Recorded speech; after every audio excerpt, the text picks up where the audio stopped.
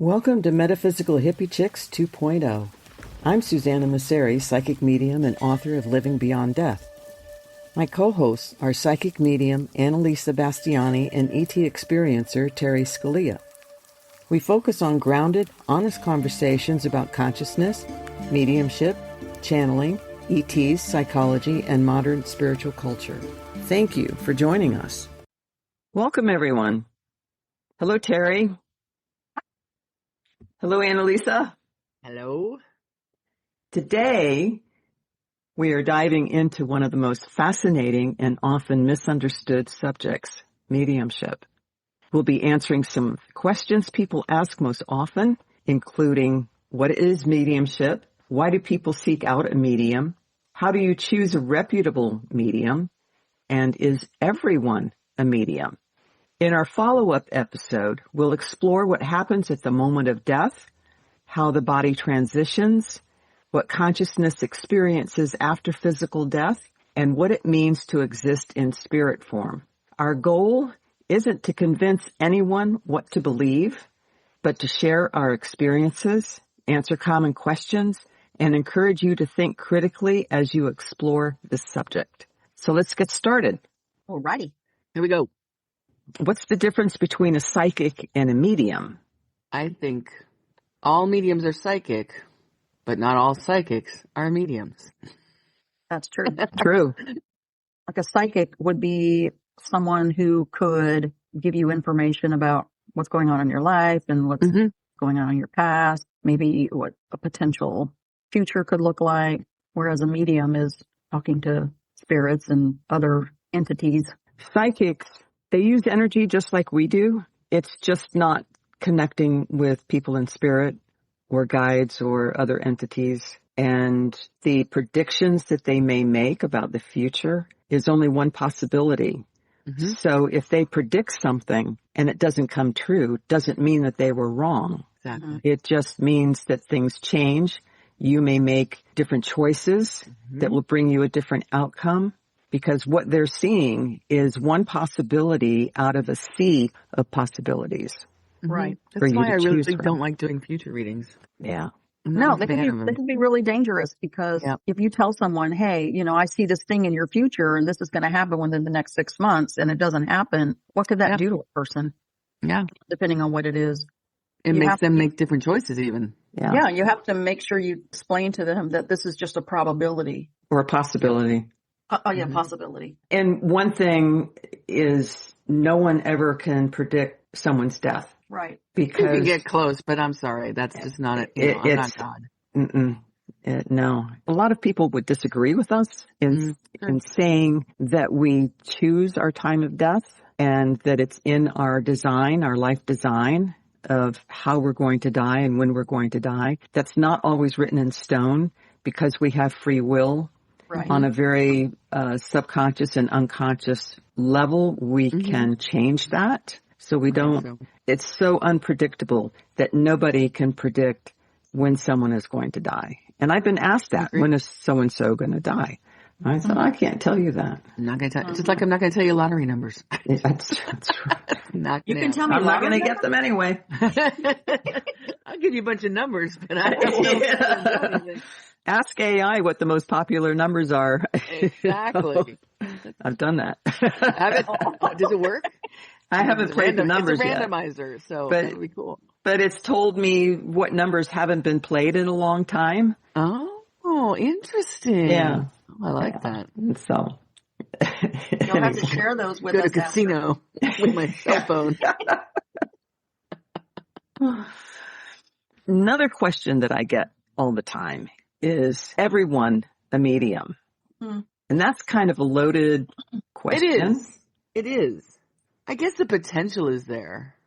I mean, because everybody's intuitive. We all can feel energy. We can all sense energy. We can all sense when there is a spirit around if you're aware enough. Some people don't care and they won't feel anyone around them, even if there are people around them in spirit. But in a sense, let me just read what I wrote down. Sure. Okay. I write so much better than I speak. Everyone has the capacity to perceive and work with energy. We all have intuition, and many people have experienced sensing the presence of a loved one in spirit, guide, angelic, or other non-physical being. In that sense, the potential for mediumship awareness exists within all of us. The difference is that a practicing medium has developed this natural ability through experience, training, and validation to intentionally communicate with those in the spirit world and accurately interpret the information they receive. Just as everyone has vocal cords, not everyone becomes a professional singer. Everyone has intuitive and mediumistic potential, but not everyone chooses to cultivate or use it in the same way. I absolutely agree with that. Yeah. My pet peeve is when someone has had a few experiences, they've sensed spirit or they've had a visitation in a dream state, things that are maybe a common occurrence between all people because we have our instincts and our intuition and we can feel energy, but then call themselves a medium. Yeah. So it makes them special. It does. And I've been excited when I have met someone who say they are a medium, and I say, oh, great, let's exchange readings. And so I'll do a reading, and then I'll say, well, you know, why don't you schedule me? Let's schedule me for you to do a reading for me. Well, I've never done a reading before. Oh, my God. Scammer. They just wanted a reading. Wow. And these people present themselves on social media as mediums. God, that's annoying.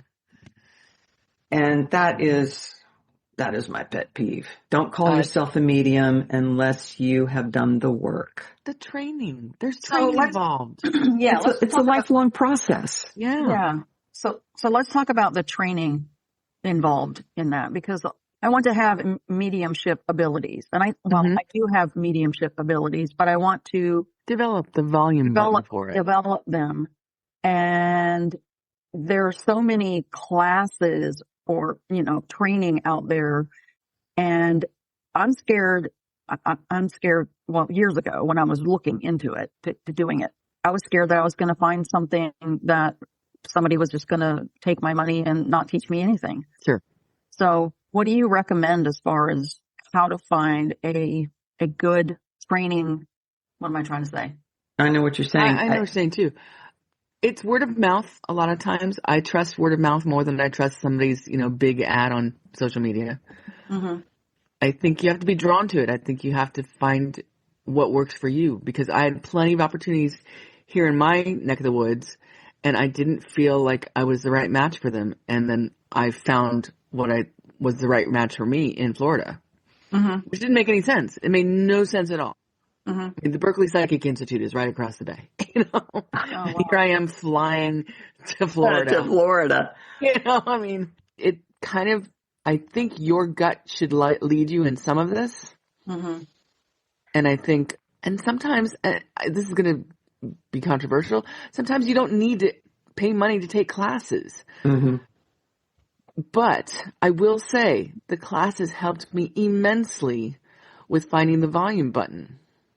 Because my problem at the time was I'm feeling overwhelmed by this stuff and I don't know how to control it. I don't know how to keep people from waking me up at night. I don't know how to do certain things.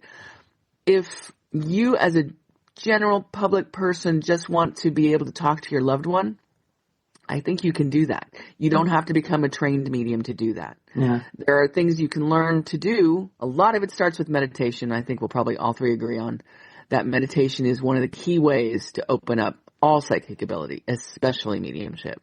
And that's what that I want to meditate and concentrate, focus on meditation, but my ADHD. And exactly. And I always tell people that a meditation doesn't have to be you sitting in silence. It can be you walking. It can be you washing dishes. It can be another activity that puts you in the alpha zone to get you out of this. That's what gardening does for me. Yeah, I'm an active meditator. So I can easily get into a zone washing the dishes, mowing the grass, gardening. that kind of when you stuff. say you get into a zone when you're washing dishes and doing gardening, when you're in that zone, is your mind just going all over the place, or is it actually being focused on? I'm not focused on anything. Neither am I. What does the dirt feel like, and and all of that, and no, it's almost a distraction. I shuffle cards, so it's like the distraction of paying attention to making sure that the cards aren't going to fall and you're shuffling them, kind of detracts my brain from doing the, let's look over here, let's look over here, let's look over, Mm-hmm. Keeping some kind of focus, physical focus helps me with the mental focus. Mm-hmm. A lot of it too is just paying attention and being aware and not discounting anything. That's a big one. For an example, my cousin died last night. Oh no. And she had an extremely rough life. We weren't that close. We were close when she was a teenager and early adult, but we weren't close in the later years. But it had an extremely difficult life.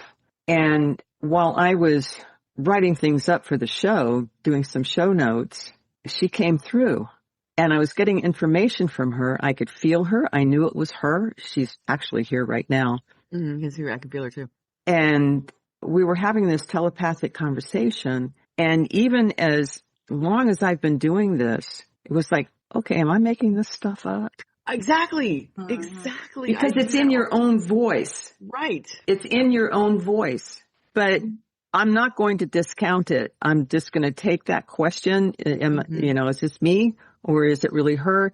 And that's the kind of stuff I'm talking about. Don't discount that. It. Do you have any connection? Does she have any connection to cartwheels? Was she like someone when you were younger? Did you guys? Oh, I don't know. That's weird. For some reason, she's younger than me. Okay. She's like 2 years younger than me. So I'm 75. So she's somewhere in the early 70s. This would have been when you were younger. I see a younger person kind of just. We all did cartwheels. I mean, I didn't. I did not. At least never did any good ones. Yeah, me either. I think maybe that's just her way of saying, look, I'm free of the body, that kind of thing. Yeah, I'm getting her presence is really strong right now. It's strong, yeah. She's very interested in what we're doing here. Well, tell her if she has any advice, please share. Come on and share it. Let me see if I'm getting anything from her. She's taking notes. So she's got a notepad. She's taking notes. You're taking notes. Okay. So anyway, so yes, be aware. Just pay attention. That's one of the first things that would help people greatly is to pay attention and don't discount anything. That's a really hard one because I think immediately we are conditioned to go, oh, that's not real, or that didn't happen. Because it's our way of discerning life, basically, is what do you buy into, what do you don't buy into. But it took me a while. Again, for me, it's writing things down. I have to write things down. Only in retrospect do I look back and go, oh, that's connected to this. Oh, look at that. You connect the dots more if you have something in front of you. Yeah. All right. So is there a difference between an evidential medium and a psychic medium? That comes up a lot lately. Evidential medium, like a regular medium is not evidential. It's just another way for people to separate themselves and put the message out there that they're special. Yep. If you are a medium, you already are psychic. And if you are a medium, you have to give evidence. Otherwise, when you are doing a reading. Like, how else would you get people to come back to you unless you proved by evidence that you brought somebody through? So calling yourself an evidential medium is just a shiny new title to draw people in. Because you have to give evidence. And if you're giving fluffy information, then it's not evidence. It's not evidence. I just had a reading. Generic. Generic platitudes. Generic stuff that could apply to anybody. Yeah, love and light stuff. And Yeah. I just had a reading with someone I'd never done a reading for before. And the first thing that comes up is her mother.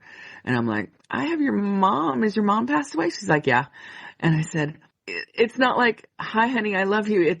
I did the best that I could. And her response was, did you, Mom? Really? Did you? And I realized if I had come through with, there's so much love and she's happy and blah, blah, blah, you wouldn't have believed me. She's like, you're right. I would have hung up the phone. That's right. You got to tell it like it is. Tell it like it is. Mm-hmm. When I did that one reading when that gentleman was passing away and his family was wondering, why is he not passing? Why is he still alive? Why is he hanging on? He's not even conscious. And what I picked up from this old man was, I will effing go when I'm ready to effing go. And I'm like, say that. What? Can I temper that a little? Do you really want me to say that? It's a horrible thing to say. And then I did it. I just had to tell him. And they went, oh my God, that sounds exactly like what something he would say. Yep. That's usually what that's for. That's usually why it's exactly the way you hear it. I was horrified. I'm like, but he's like halfway on the other side. Why would he talk like that? It's absolutely part of the evidence. Yeah. I follow some end of life Facebook pages, and I was reading one about this gentleman who just would not pass. People were doing all kinds of things. They were doing energy work on him. They gave him permission. They were using stones and all kinds of things to try to get him to pass.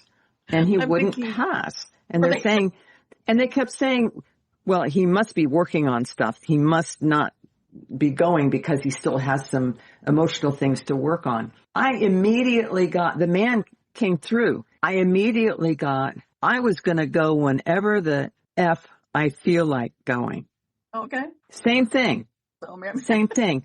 They need to leave me alone. And so reading further down, it took him 11 days to go. Oh, wow. And he waited for everybody to leave. Mm-hmm. Mm-hmm. Everybody was gone. He was alone, and he passed. I hear that a lot, that they would rather be alone when they pass. Yeah. Mm-hmm. It happens a lot. Not that they don't love being surrounded by loved ones. I'm sure a lot of people do, but when you're actually leaving, you feel a pull with all the sympathy, or with all the sadness and the grief of somebody. So you don't want to leave while they're there. Yeah, that's the way my mom went just recently. You know, sometimes, they don't want to put family through that. Mm-hmm. Yeah. And but what was weird is before she died just this past Mother's Day. And I called her and we did a FaceTime and she was just talking and being all normal and telling jokes and being her normal self. And, and she was in hospice, but to listen to her and see her, you would think, oh God, this woman's going to hang on for months, or maybe even longer. Mm-hmm. And she died that night. Yeah. That's the last hurrah. The surge. Yeah. My dad had one of those. It was really weird. He had been half in and out of consciousness for a few days, and then all of a sudden he was sitting up reading the paper when I shut. Like, what's going on here? This is wild. And then within a couple of days he was gone. Yeah. Mm-hmm. And that's when I learned about the surge. I remember a story when I was a teenager. I was friends with this girl and her brother, my brother and me and her brother and her. We all hung out together, played, we were teenagers, but anyway, this kid ended up getting cancer and he died when he was I think he was 16. It was really, really sad. But his sister told me that the day before or hours before he died, he was sitting up in bed, he was swinging his legs, and he was petting the dog, even though the dog wasn't there because this is the hospital. He was petting the dog that had passed away, and talking to the dog and, and just lively and just full of life. And then he went. So it was really. Those are amazing to me when they see people come for them or animals come for them. You listen to hospice workers, so many stories I've heard from hospice workers. Oh, yeah. Mm-hmm. Yeah, that's crazy. My grandmother, too, she was living with my aunt when she passed. And my aunt, she was in her bed and she was really, she was on her way out. But she was still alive. And she heard my grandmother singing. So she went into the bedroom and she had gotten herself off the bed and she was on her knees and with her hands up and just singing gospel songs. Oh, wow. And she had to help her get back into bed. And when she was laying in bed, my aunt said that she was looking up where the ceiling is. And she was saying, Margaret, look how beautiful. Look at the angels. Look how beautiful they are. I love that. Oh, my gosh. Yeah, they just, Wow. That's incredible. It's incredible. It gives me hope that it is a beautiful thing, that passing can be a very beautiful thing. I think Steve Jobs said the same thing about, look how beautiful, right before he died. He said, oh, wow, oh, wow. Oh, and wow, that's it. Yeah. Yeah. Yeah, and my dad was talking to people, I think, right before he died. I wasn't there when he died, but yeah, he was talking to people, like people who weren't alive anymore. Mm-hmm. It's so fascinating, isn't it? It really is. It really is. Fascinating. Yeah. All right. Why do people come to a medium? Connection. Because they're looking for love. Looking for love. If only there was dating from the other side. Yes. I would can I request certain things? It'd be like from the 18th century. I did get an email from a guy who wanted to know if I could get his ex back for him. His dead ex back? Or just his ex? Just his ex. Okay. Did not specify. Oh, Jesus. Wow. And I said, no, I don't do that. I can't do that. Nope. Don't do that. Don't touch that. Nope. She left you for a reason. I think she left you for a reason. Yeah, it's done for a reason. It's time for some self-reflection. Oh, they're so not open to hearing that sometimes. But people need connection with their loved ones. They're looking for connection. And I've had a few people come to me who are born-again Christians who don't believe in mediums, who were taught that mediums were speaking with demons. Mm-hmm. And they come to me because I'm the last resort, because their grief is so deep. And I had this one woman, I was referred to her by a friend of mine. He didn't tell her anything about me. He didn't tell me anything about her. And nobody came through in the beginning. It was just silence. But I could feel her daughter. And she told me her daughter had passed. It was 3 years prior.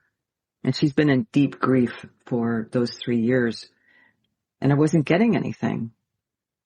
And so I was about to reschedule her. And I started getting information. And it was about a pregnancy loss. And I said, was that you or was that her? And she went, oh my God. And so that opened everything up. And she had told my friend that everything that I told her from her daughter, she said, did you tell her anything about me? And he said, no, I didn't say a word. And that I was spot on about her daughter. And she went back to her women's group at church and told them that she had gone to a medium, and she was at peace. She was completely at peace. She knew that her daughter was still alive, that her consciousness was still alive, that she was out there in whatever dimension that she's in. And those women tried to talk her out of it. Of course they did. And tell her that I was connecting with demons. Mm-hmm. But if what came through for her, because it wasn't me giving her the information, I'm just the vessel. Mm-hmm. What her daughter had to say impacted her so profoundly that it gave her peace. Why not let her have her peace? Right. Because that's not their agenda. Mm-hmm. I hate hearing stories like that. I'm not surprised by them, but they believe in prophecy. If it's couched in a certain way, sure, it's okay. It's biblical. But if you say you're going to a medium, that's demonic. And I don't understand. I mean, I understand because that's just the way they're indoctrinated. But it's so sad. It's just so sad. Yeah. Same with atheism. I mean, there's no problem with being atheist. I agree with atheists a lot of the times, if not most of the times. But when it's so militant that you're going to take somebody else's peace away, believe what you want to believe, but why are you trying to force it on somebody else? Yeah. So the things that I came up with was most people come after the loss of a loved one, hoping for evidence that their family member, loved one, or pet still exists. Many are seeking comfort, closure, connection, or reassurance that their loved one is at peace. I get that a lot. Are they okay? Are they at peace? I've had a lot of people come just out of curiosity, or they're just open to whomever comes through. Mm-hmm. Sometimes that works. Sometimes doesn't. If they don't have an intention and they just say, oh, just whomever comes through. Yeah. Sometimes when the intention isn't there, I have to work at it a little bit harder to get it going. Sometimes I have to use the psychic part of me to get things going, to see what direction they really want to go into if they don't really know in the beginning. You just nailed that for me. You just nailed that for me because I always feel, even when it's a reading, like just whatever comes up, I have to work harder on that. I don't like to do those. I want you to have some sort of intention because it's just a flow. It's an easier connection. It's an easier flow. Yes. The same with mediumship. And you're absolutely right. It's an intention thing because I thought it was, well, if I do that, let's say who's going to come through? And I get nothing a lot of the times. I have to pull to see, is there someone who wants to come through? I'm not here to knock on your loved one's door. Your loved one has to want to come through and you have to want them to come through on some level. So I'm always asking the client beforehand, have that person in mind. Maybe hold something of theirs if you have somebody that you want to talk to specifically. I can't guarantee I'll bring that person through, but that's going to make the process so much easier. Yes. If I have to use the psychic part of me, I'll say, just ask me a question. Let's get it started. Let's get the energy going. Ask me a specific question. Have 2 or 3 specific questions that I can tap into, and then that'll get the energy going. And those kind of readings make you work. Yeah, and there's nothing wrong with working for it, but there's so much more efficiency to having an intention behind it. And I enjoy the flow more. There's a physical feel that I get when the flow is there, as opposed to when it's kind of rocky or broken up. Yeah. Now, when I can feel people around, but they don't give me any information, it's usually a sign that it's not the right time for that person to have the reading. That happened with a woman, and she didn't give me any background information, but nothing. I got nothing. I could feel her son with me. 0 information. Nothing. Silence. And I said, it's just not time. And she told me that she was going to take a trip. She wanted to do the reading before she took her trip. And I said, it's not the right time. You need to take the trip first. Ah, interesting. And so I scheduled her for after her trip. Come to find out, she was going to her son's funeral in another state. Oh my goodness. Oh my goodness. And she didn't happen to mention that. No. And he wanted her to wait. Yes. It's a grieving process. Yes. The grieving process. Yes. It makes perfect sense now. She would not have been open to what he had to say prior to his funeral. She was so deeply into grief. Wow. But going to his funeral, she was able to process a little bit more and come back, and he was able to give her information that would sit with her, that would sit within her. Whereas prior to the funeral, she wasn't ready to receive anything. It wouldn't have... And you listened. I think that's amazing that you listened to that. I've heard mediums go, oh, this rule about not coming too soon after somebody's died, I can bring them through any time. Yeah, I get that. That's not the issue. The issue is the grief blocks things, and the grief will make the messages not as clear in my experience. The grief. So you mean that depending on how the grieving process is going for the griever, with the griever, can prevent the message from coming through clearly? No, not the message. The message could be very clear. It's the way they receive it. It's the way that they're listening and receiving it, that it wouldn't, it would, kind of go over their head, or they wouldn't really be listening, or they're listening for certain things and wanting the reading to be a certain way. Exactly. So it's not because they don't come through. It's because the griever needs time to process the grief. Otherwise, they won't understand the reading. Yeah. But it all depends on the person, too. It does. That's why it can't be for everyone. Like, some people can take it in and be perfectly fine in their pain to receive it. But I've had readings where early on, where I didn't know I shouldn't do this, where the person was grieving so hard and crying on the phone with me, just sobbing, inconsolable, and no matter what I said, they fought me on. Yes. And I was like, I want to give this to you, but I can't. You're not ready to hear it. You're not ready to hear it. It's frustrating for me because my ex-husband's 15-year-old son decided to end his own life here. And my ex-husband is grieving so hard because he feels guilt over that so deeply. I told him one time when we were on the phone, I said, Noah is happy. Noah is fine. Noah does not hold anything against you. It's like he didn't want to hear it.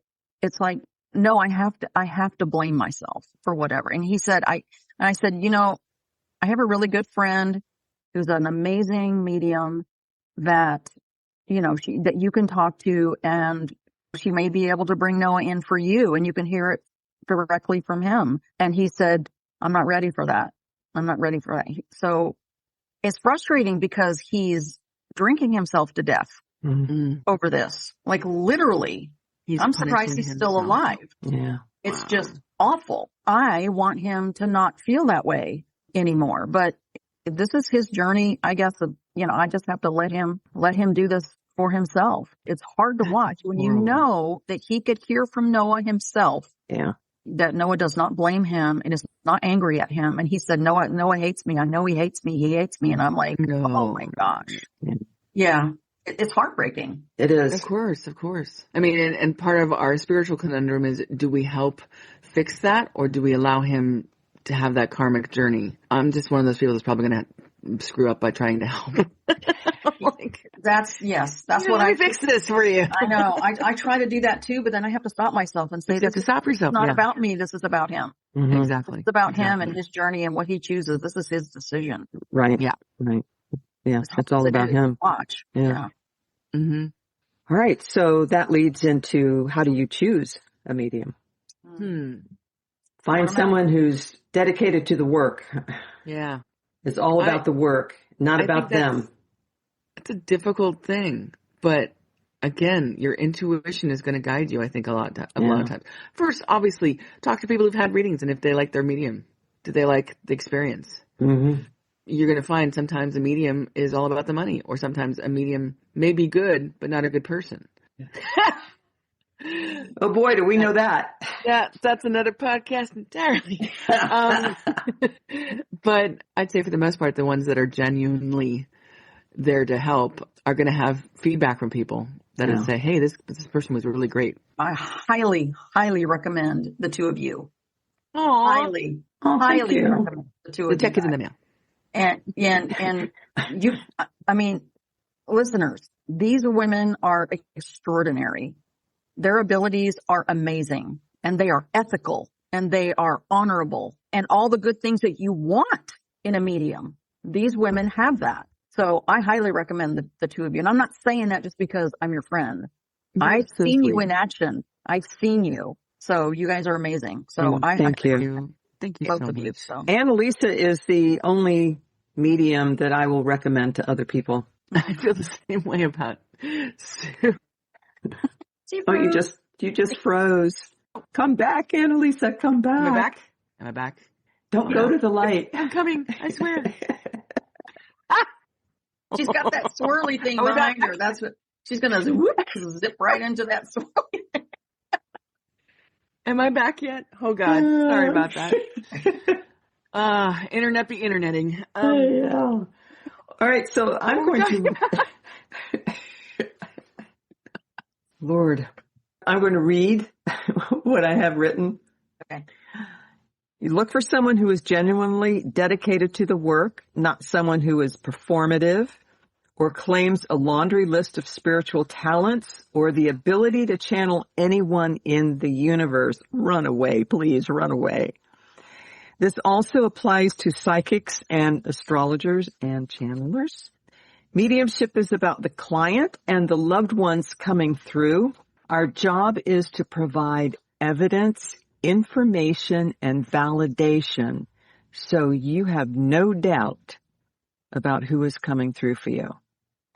Every medium works differently. Any ethical medium and with integrity will tell you that neither the medium nor the client controls the reading.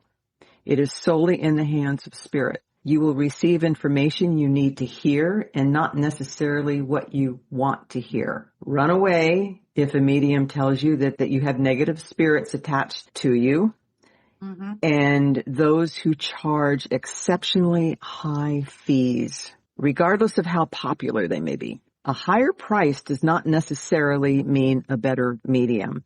Choose someone based on their integrity, ethics, and ability to provide meaningful evidence and not on their celebrity price tag. Yep, I totally agree on that one. I have checked out several mediums and people who channel. Besides recommending a channel, recommending my husband, Tom Nasseri, he's top of the list for me.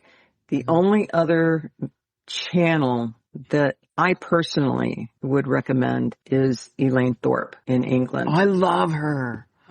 Oh, I just found her. She's incredible. Yeah, she is. She channels someone by the name of Jonathan. Yeah. And her entire voice changes. And it's astounding. Yeah. And Tom channels Abram. Tom has been channeling for over 53 years. So what are the most asked questions that you get, Annalisa? Like, are my loved ones, friends, pets okay? And are they at peace? Definitely get those. Obviously, everyone wants to know, how do they land over there? Are they still in pain? Yeah. Are they still are they angry with me? Do they miss me is one, which is really weird because that's a hard one to answer. And I have a friend who's a medium and also another person that I would recommend, June Ahern. And she's just like, no, they don't miss you. They watch you all the time. How are they going to miss you? Well, that will upset people sometimes. It does. It does. And it's wild because they're over there and we're kind of like the TV. They're watching us whenever they want to or don't want to. That's, it's their choice. But if we ask for them to show up, they will show up. We don't necessarily feel them. So they're not going to miss us in that sense because the veil for them is thin and the veil for us is pretty thick right now. So we feel it as a loss. They're not feeling it as a loss. That's not to say they don't love you or don't want you to be interacting with them. It's just that the connection now is different. I get asked, let's say if they have a mental illness or a physical disability, if they're still struggling with that on the other side. Yeah. Absolutely not. Absolutely not. Absolutely not. Not at all. Takes it off like an overcoat. I had one recently where this lovely woman, she was a doctor, and the person who came through was her brother, and he came through like a movie star. I mean, he came through in a tuxedo, like James Bond looking, and I'm like, this dude was very good looking, and I'm explaining this to her, and she's, no, well, I mean, he was completely nonverbal his whole life, and I'm like, I understand what you're saying, but he's coming through like, I have never been better. This is how I really am. And then I gave her some other stuff that was more evidential, and then she cried. It's like, trust me, they're not going to come through the same way you expect them to come through. Sometimes he's going to come through in his wheelchair maybe so that you know it's him. And sometimes he's going to come through like, I am great now. There is no problem with my body, no problem with my mind. All is well. I had a reading with this woman, and it was her brother. I think it was her brother.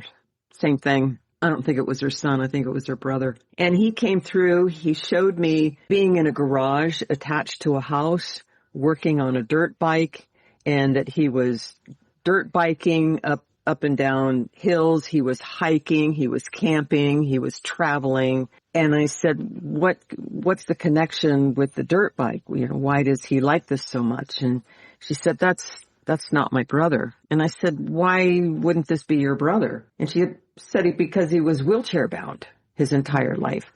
And I said, he's not now. He's not in a wheelchair now. He's free of that. He's doing everything that he wished he could have done in life. He's having a grand time using his legs, hiking, camping, on a dirt bike, having a grand old time. Mm-hmm. And that's interesting. I don't know if you get this, but when I have a disabled person come through, the first thing they do is show me stuff that they can do now that they couldn't before. Mm-hmm. But a lot of times the client won't connect it because it's not what they're used to. Yeah. There's someone I've done a reading for, and a relative of theirs is bedbound, nonverbal, a lot of disabilities. And I've been for him, it was very easy for me. I was able to connect with his consciousness. And it wasn't that I was trying to. because you can't do that. You can't summon someone. You can invite someone to come in. I didn't need to do that. He was ready to talk. And there's been like 2 or 3 readings and where he's come through and he's talked about things and what he's learning or experiencing being in that state, in this physical state. Very intelligent young man, and which is amazing. And they think at times he's on the brink of maybe passing, and he's saying, no, not yet. Not yet. Wow, that's interesting. Interesting. Yeah. I've also connected with the consciousness of people who are in comas. Yeah, people don't think that that's possible. It is. Yeah. A lot of times they're out of their body. And they are aware of everything that's going on around them.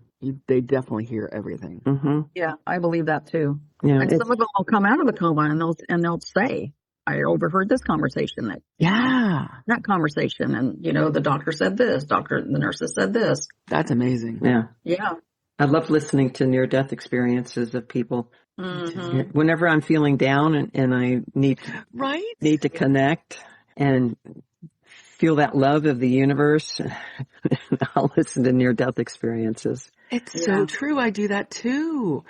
I mean, and they're all so different. Even the ones that claim that they went to a darker place, it's been for a reason. Like I thought, oh no, this could mean that's all a dream. But when I hear even the darker ones, it's catapulted them into a different way of thinking and a different way of doing things in life. So there's clearly a healing reason for it. Did you hear the story, this was decades ago, about the man who was traveling with his wife in another country? They might have been in Mexico. And he was not a nice man. He was very mean to his wife and family. And he got sick and was on the brink of passing. And he had a near-death experience. And he said that he was in the fiery place. Right. Okay. Hockey sticks. Yeah. HE double hockey sticks. And that he was being torn. I think he was being, this is so long ago, that he was being torn apart. I think this is Howard Storm. Yeah, I think. And he came out of it and became a minister. Yes. That's how it changed his life. That was the first time I ever heard of someone having that kind of afterlife experience where I was like, wait a minute, I don't really believe in a hell. What's going on here? Well, he was already kind of living in hell, being who he was. Exactly. I think that was just a representation of who he was. Right. There was a movie that was a really good representation of how we create our own world once we leave our body. What dreams may come. Robin Williams. I love that movie. That is a phenomenal movie. I actually think it's close. Yes, it's very, very stuff close. that I've seen. Yeah, it's very, very close. And you have to understand, though, too, I know this is going to get way too heady, but when they come to us as human, it doesn't mean they're human anymore. They're light form if you were to see them in their actual state. But they come back to show us, so I can recognize them probably, giving a reading, oh, this person, and I don't see them exactly as they are. I see what they want me to talk about, like, oh, curly hair or blue eyes or whatever it is that they want me to focus on. But I don't actually, you can't show me a picture and I'll go, oh, that's that person 100% of the time. Once in a while, it'll happen, but that's not normal for me. It's usually just like they want me to focus on one thing so I can give it as evidence. But that what dreams may come, I mean, I really loved that movie because I did think a lot of that felt like it rang a bell for me at least. Yeah. I don't know what you guys feel. Yeah. It's been a long time since I've seen it, but it was very, very good. Yeah, that's Bryson and I love that movie. We've seen it together a few times. And the idea that you can create your own space there. Yes. And there's no time over there, so it doesn't matter how long you stay in that space, and then maybe you evolve to another kind of existence. What they've told me, at least, is, oh, I can build my own house. All I have to do is think about it. I can go to the beach. All I have to do is think about it. All of a sudden your thinking puts you there pretty fast. There was another woman that I was doing a reading for. Her sister had been, how do I substitute the M word? Deleted by someone else. Yes. Right. They were deleted by an ex-boyfriend.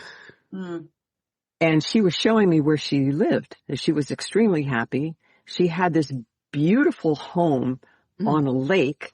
And she said, I can see the sunrise and the sunset and the moon all over the same lake. Nice. It was like, I have everything right here. There was no east or west, north or south. Yeah. It was. How beautiful. Yeah. I can watch the sun rise. I can watch the sun set. I can see the moon right from my deck. I've already planned out what I'm creating. I know, right? Like, what am I going to project? I want to see this. Oh, the house that I keep thinking of, it's in one of the Twilight movies. I think it might be the last one. Ooh. Where the family built a cabin in the woods. Yep. So that's my cabin. I know what you're talking about. That was beautiful. That's my cabin. Mine's either going to be a castle or a Victorian, like the Practical Magic house. I love that. I love that Victorian. Mine's going to be a cabin too. It's going to be on a beautiful lake, and it's going to be surrounded by mountains. Always mountains and water and forests. Sure. And forests. Lots of animals. As long as there aren't any bugs, though. Do I have to have bugs in the afterlife? No, you don't have to have bugs. I don't want. I'm sorry, mosquitoes, but you've been the bane of my existence for so long. No flies, please. No cockroaches. No gnats. No bed bugs. No mosquitoes. Mosquitoes for me is the number one. No cockroaches. That's what I said. Cockroaches. I hate cockroaches. I'm sorry, insect world. I'm sorry. Okay. I'm going to be surrounded by them in the afterlife because I love them so much, right? It's like I'll get to the afterlife and go, oh, I've missed you. Come crawl on me. I know. Creepy. All right. What is the biggest downfall of doing spiritual work? Ego. Oh, yeah. Yeah. Ego. Sure. And ego can be, it doesn't have to be kind of like a I'm so great thing. It can be I am not good unless thing. It can be I get my value from your reaction thing. Yes. Which is difficult. Yes. Because if you're doing this because you want fame or money or some sort of accolade that makes you feel better, then you may not be doing this for the right reason. Absolutely. And speaking of emotion, there's a big difference between trying to elicit emotion from the client and having that type of manipulation and control. Oh, yes. As opposed to giving them information that causes them to weep. There's a big difference. I should call myself the crying medium because I'm just like... Yeah. Are you doing crying?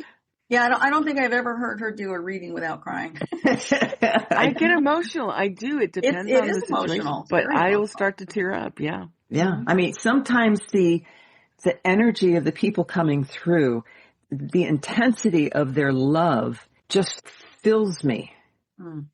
And it's like, all I can do is shed a tear because it is so intense and so beautiful. And I just wish that I could give that feeling to the client.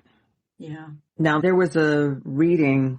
I don't want to go into much detail because this is a really good friend of mine, and this was quite a while ago. And I don't want to give too much identifying information. I doubt if anybody knows them. But her son, she and her husband had a lot of problems with their son, emotional problems, and probably ADHD and all of that was mixed in there and so forth. A very different child. He went to another country after he graduated college. He went to another country to teach English. He took a year off in that other country so he could learn the language before he began teaching. He's a professor, teaches English. And he's married. They have a child. And in the reading, his past life information came through that he was from the same country, but in a different part of it that was a dictatorship at the time. Well, it still is. And he was a general, kind of that stature in their army. And he had fallen in love and wanted to get married. And his superiors told him, sure, go ahead, leave the army. Go ahead, get married. He did that. And this is the past life that I'm seeing. He did that, married the woman he was in love with. She was pregnant, and they erased her. What? As a punishment for him leaving the army. Oh, so it took her and the baby. So now he's married to the same woman. Ooh. They've had a child, and they're living their best life in that country that is independent. There's a part of the same country that still has a dictator. So I'm crying immensely over the sadness of what happened, because this man, as a general, in this past life, fell in love and wanted to marry and have a family. And that was taken away from him. So beautiful. That needs to be a movie. And I was sobbing because I'm feeling all of this. Of course. I'm feeling all of the emotions of this. And my friend afterwards, she said, I'm so sorry to put you through that. I said, no, that's fine. That's how I work.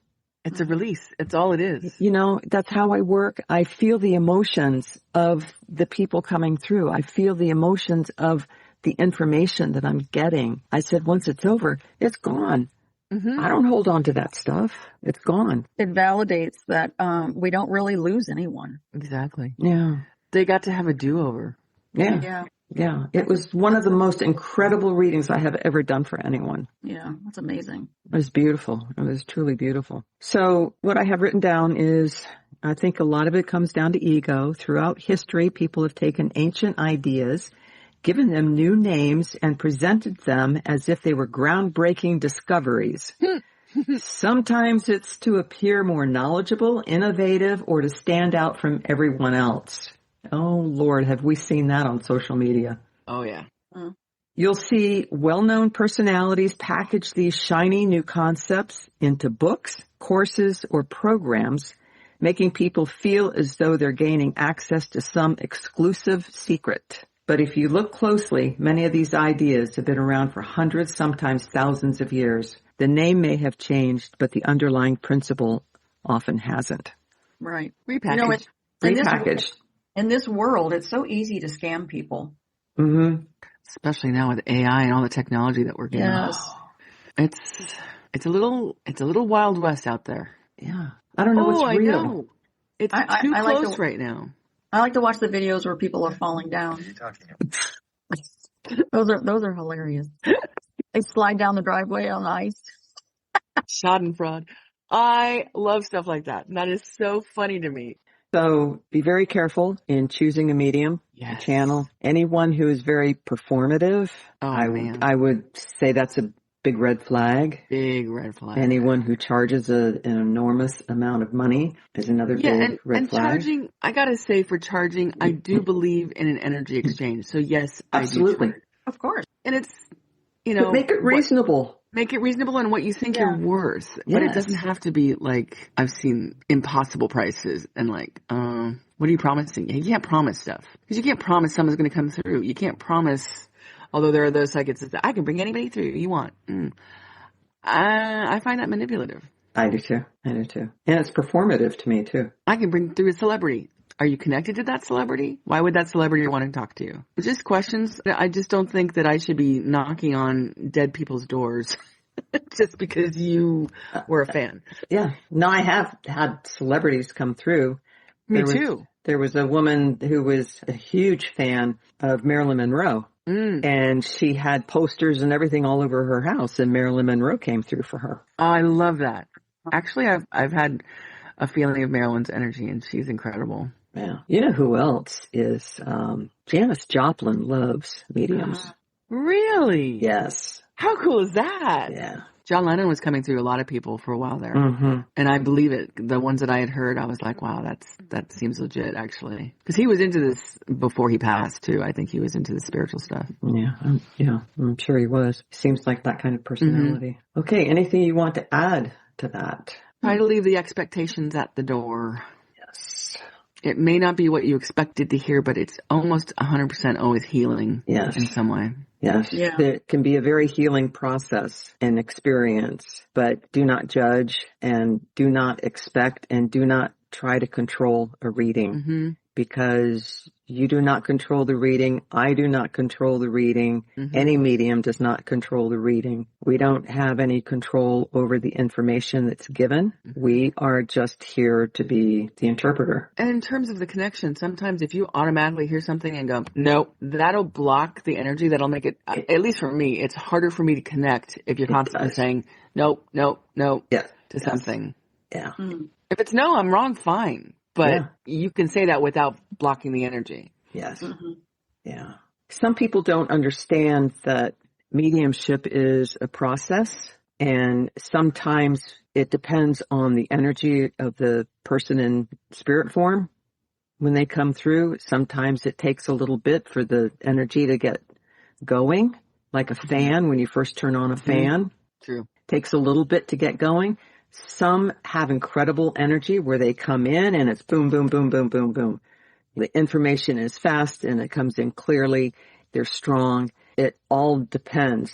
A lot of it depends on the energy of the client. So if you just give yes and no answers, I can work with that, but you're not going to get a complete reading.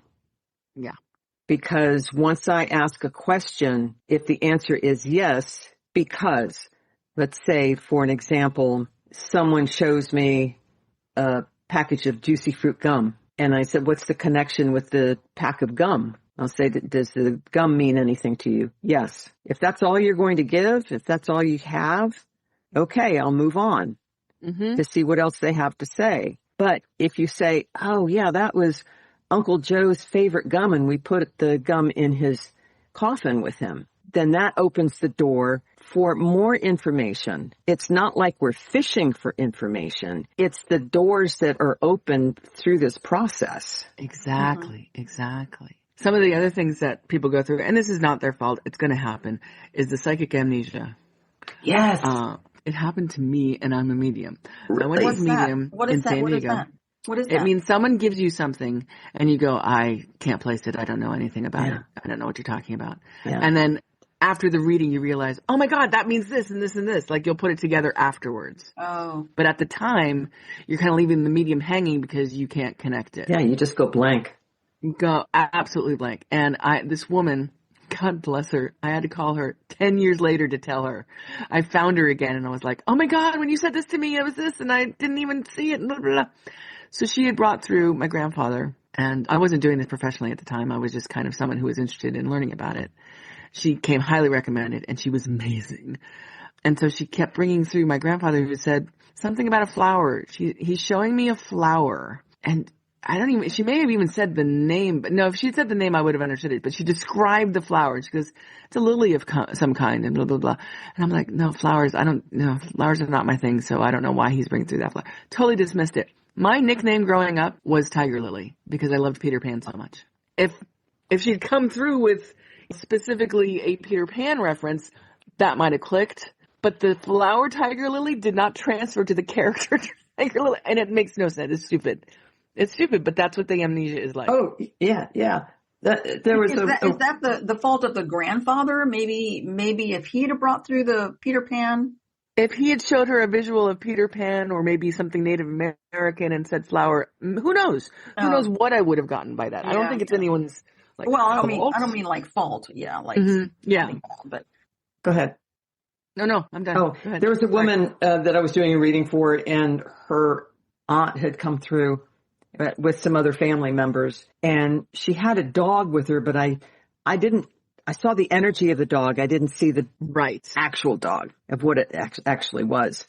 Mm-hmm. And I said, this is a small dog. No, she was holding a dachshund. That's what it was. She was holding a dachshund. I love dachshunds. A little brown dachshund. And she said, we didn't have that kind of dog. And I said, well, she's not giving up. She's holding this dog. And she's not giving up. And she said, no, we never had a dog like that. We didn't have a small dog like that. And we just went round and round and round. And I wasn't going to give up on it because the aunt wasn't giving up on it. And I said, this is what she's showing me. And finally, my client said, well, we had a dog named Link. So the aunt was using the dachshund because they're called sausage dogs. Oh, right? Goodness. Link sausage. Trying to combine two things at once. How? I was never going to get that. But she's brilliant. I mean, the idea of that is kind of brilliant. But yeah. It's a wiener dog. It's a wiener dog. Wiener sausage. Yeah. I'm seeing a small dog, a dachshund. Uh-huh. So that's reality for me. I just couldn't get there with the link, with the sausage. Right. Because we're playing charades. This is charades. It is. It's so funny. It's wild. It is wild. I'm constantly learning what my symbols are, and I'm constantly learning what they bring through. It changes all the time for me. Nothing to get like super comfortable and like, oh, it's always going to mean this. Changes all the time. All right. As we wrap this up, any last thoughts? I can't think of anything. No, me either. Next time we will delve into the dying process and how people transition and what we know of what they tell us about the other side and what we've seen. And how can people reach you if they want to like read it. ladies? Go ahead, Annalisa. Oh, well, I have an email, and it's on the website, is it not? On Yes. the Chicks website? Yes. Yes, but Annalisa, ANNALISA, B as in boy, 1857 @gmail.com. And you can reach me at mediumunplugged.com. Now, our website is a combination of my personal website along with Metaphysical Hippie Chicks 2.0 website. All right. Thank you. Be kind. Yes. Yes, be kind. Be kind. Thank you for being with us today. We hope you have enjoyed your time with us, and maybe we've given you some information that you didn't have before. So we love you. We appreciate you, and we'll see you next time. Thank you so much for spending time with us today. If this episode resonated with you, please follow, turn on notifications, and share it on your favorite social platforms. And tag us so we can grow this community together. We love you, we appreciate you, and we will see you next time.